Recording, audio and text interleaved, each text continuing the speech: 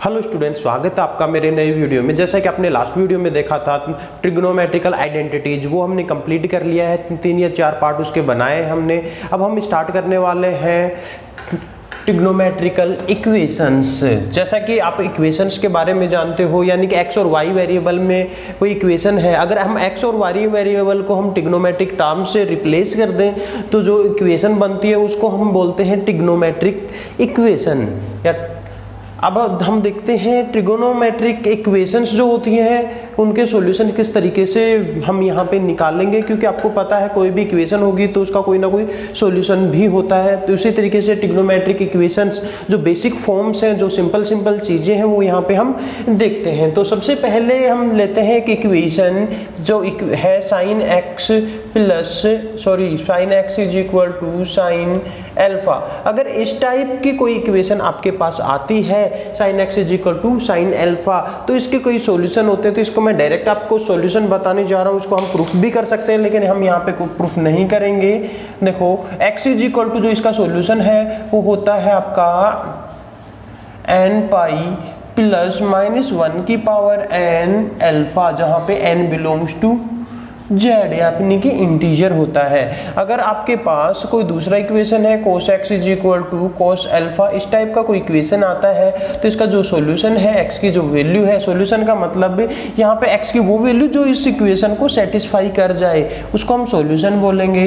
तो यहाँ पे 2n पाई प्लस माइनस एल्फा रहेगा, जहाँ पे n बिलोंग्स टू जेड। अब स्टूडेंट्स देख रहे हो यहाँ पे ये जो इक्वेशन है इसके कितने सॉल्यूशन यहाँ पे हो सकते हैं। यहाँ पे आप देख रहे हो अगर n की वैल्यू हम 0 रखते हैं तो क्या आ जाता है, ये भी 0, ये वाला पार्ट 1 हो जाएगा, तो अल्फा ही आ जाएगा। जो भी अल्फा रहेगा यहाँ पे, ये जो एंगल रहेगा वही आ जाएगा। उसके अलावा n की वैल्यू डिफरेंट हम रखेंगे तो हमारे पास यहाँ पे डिफरेंट सॉल्यूशंस मिलेंगे। इसका मतलब है n की वैल्यू कितनी है, इनफाइनाइट है, तो इनफाइनाइट हमें सॉल्यूशन मिलेंगे यहाँ पे इस इक्वेशन के। सिमिलरली इस इक्वेशन के भी जो सॉल्यूशंस मिलेंगे वो कितने मिलेंगे, इनफाइनाइट सॉल्यूशंस मिलेंगे।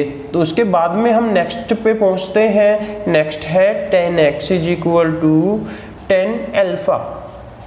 तो जो इसका सॉल्यूशन होता है वो होता है students x is equal to n pi plus minus alpha, जहाँ पे n बिलोंग्स टू जेड। यहाँ पे हम n के अलग अलग वैल्यू रख करके इनके सॉल्यूशंस निकाल सकते हैं। अगर आपके पास यहाँ पे अल्फा की जगह अगर कोई क्वेश्चन देगा तो अल्फा की जगग कुछ ना कुछ एंगल देगा। जैसे कि हम एक क्वेश्चन डिस्कस कर लेते हैं, बहुत ही सिंपल सा है। आपके पास इक्वेशन गिवन है sine x is equal to sine pi by 3, ये इक्वेशन है। इसका सॉल्यूशन निकालने के लिए बोला गया है, तो इसका सॉल्यूशन हम कैसे निकालेंगे, जैसे कि x इज इक्वल टू जो ये है यही रहेगा सॉल्यूशन, लेकिन अल्फा की जगह क्या रख देंगे हम, पाई बाई 3। तो यहाँ पे n पाई प्लस -1 की पावर n और अल्फा की जगह pi by 3, n belongs to Z. ये इसका सॉल्यूशन हो गया है स्टूडेंट। लेकिन हर बार इस तरीके से इक्वेशन नहीं देंगे, इक्वेशन आपको बहुत डिफरेंट तरीके से गिवन हो सकती हैं। तो यहाँ पे देखो अगर यहाँ पे n की वैल्यू अलग अलग चेंज करेंगे तो इसके सॉल्यूशन हमें मिल जाएंगे। मान लीजिए आपके पास एक प्रॉब्लम यानी कि एक इक्वेशन दे दी है sine x is equal to 0। अब देखिए ये भी एक इक्वेशन है, तो इसके हम सॉल्यूशन कैसे निकालेंगे, और हमें तो इस टाइप की किसी भी इक्वेशन का सॉल्यूशन भी नहीं पता। तो ये देखो स्टूडेंट्स, हमें इस टाइप की इक्वेशन का सॉल्यूशन पता है, क्या हम इसको इस टाइप में चेंज कर सकते हैं। अगर इसको इस टाइप में चेंज कर सके तो इसका हम सॉल्यूशन बता सकते हैं। तो इसका कैसे चेंज करेंगे, देखो 0 की वैल्यू देखो साइन में क्या लिख सकते हैं, तो sine x is equal to 0 को क्या लिख सकते हैं हम, साइन 0, क्योंकि साइन 0 इज इक्वल टू क्या होता है, 0 होता है। तो ये देखो अब एक इक्वेशन बन गई इस जैसी, तो इसका हम सॉल्यूशन निकाल सकते हैं। इसका सॉल्यूशन क्या हो जाएगा, x is equal to n pi plus -1 की पावर n और अल्फा क्या है यहाँ पे 0, जहाँ पे n बिलोंग्स टू जेड चल रहा है आपका। तो यहाँ पे देखो स्टूडेंट्स ये तो 0 हो गया पार्ट, तो यहाँ पे क्या बच गया है, x is equal to n pi बच गया है सॉल्यूशन, जहाँ पे n बिलोंग्स टू जेड। अब यहाँ पे देखो n की वैल्यू 0 रखते हैं तो x इज इक्वल टू 0, इस इक्वेशन का एक सॉल्यूशन मिल गया है। n इज इक्वल टू 1 रखते हैं तो दूसरा सॉल्यूशन आ जाएगा, x is equal to pi. n is equal to minus रखेंगे तो इसका तीसरा सॉल्यूशन हमें मिल जाएगा, x is equal to minus pi. इस तरीके से n की डिफरेंट इंटीजर वैल्यूज रखेंगे तो डिफरेंट सॉल्यूशन हमें मिल जाएंगे। तो इसके कितने सॉल्यूशन हुए, इनफाइनाइट सॉल्यूशन हो गए हैं आपके।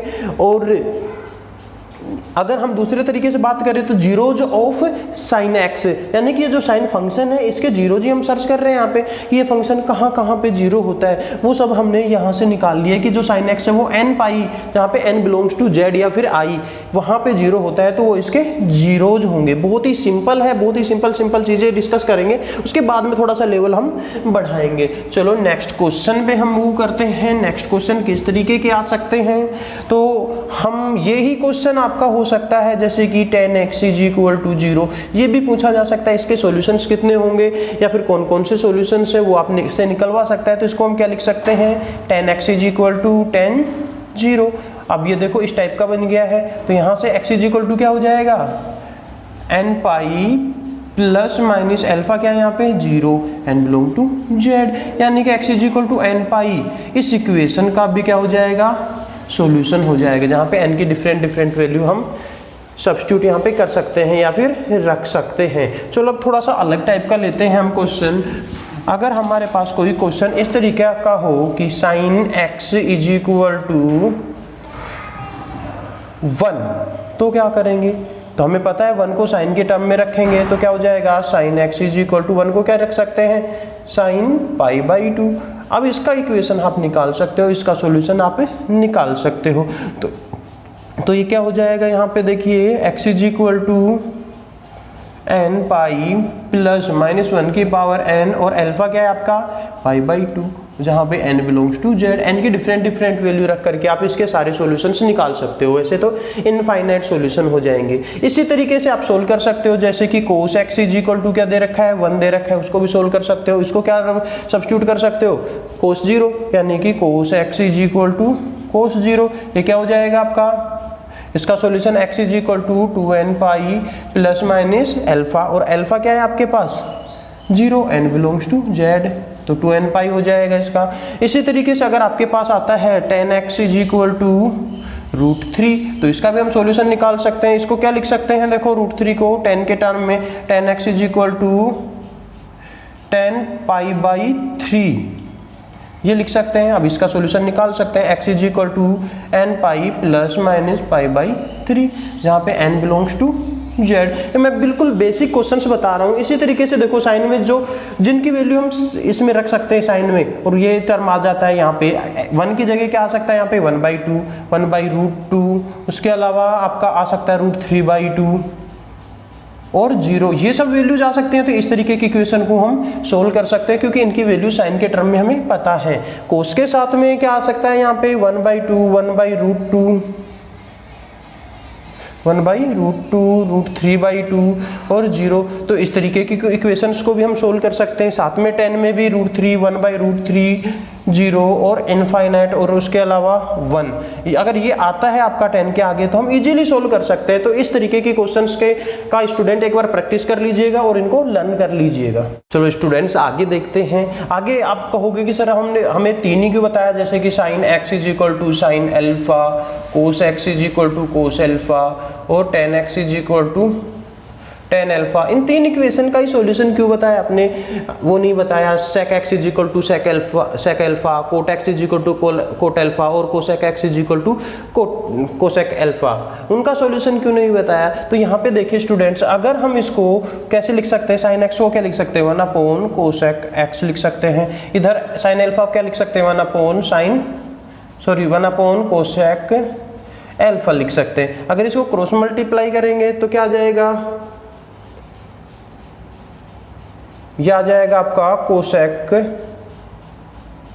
अल्फा = कोसेक x, यानी कि ये और ये जो एक्सप्रेशन है वो क्या है, दोनों सेम है। इसका मतलब इन दोनों का जो सॉल्यूशन होगा वो क्या रहेगा, सेम रहेगा। चाहे इसका सॉल्यूशन निकाल लो चाहे इसका सॉल्यूशन निकाल लो, आप इसको इस टर्म में चेंज कर सकते हैं, क्योंकि कोसेक अल्फा क्या लिख सकते हैं, 1/sin अल्फा, और कोसेक x को 1/sin x, और इनको सोल्व करेंगे तो सेम यही इक्वेशन आएगी। तो आपको इसको अलग से सोल्व करने की जरूरत नहीं है। अगर ये कहीं आता भी है तो आप साइन में चेंज कर लीजिएगा। इसी तरीके से अगर आपके पास आता है sec alpha, sec x = sec alpha, तो आप इसको कोस के टर्म में चेंज करके सोल्व कर सकते हो। और अगर आपके पास आता है cot x is equal to cot alpha, तो 10 के टर्म में इनको सोल्व करके मतलब कि चेंज करके और सोल्व कर सकते हो, वो सेम ही रहेगा।